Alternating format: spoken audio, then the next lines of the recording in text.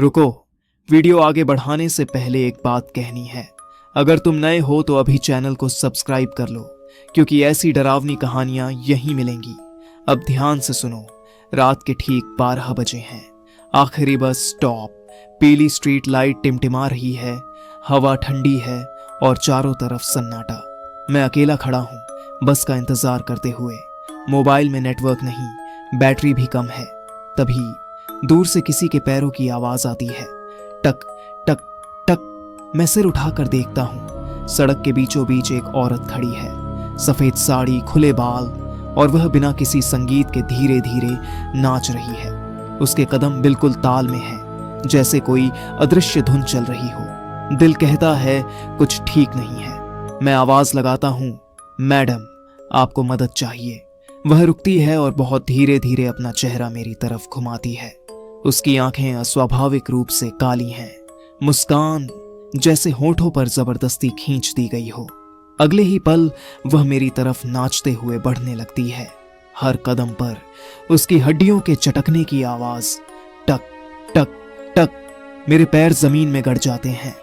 भागना चाहता हूं मगर शरीर साथ नहीं देता।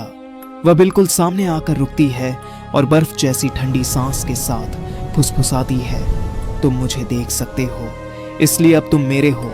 और तभी स्ट्रीट लाइट बुझ जाती है। चारों तरफ अंधेरा। उस अंधेरे में मुझे सिर्फ 2 आवाजें सुनाई देती हैं, मेरी तेज सांसें और उसके पैरों की, जो अब मेरे चारों ओर घूम रही हैं।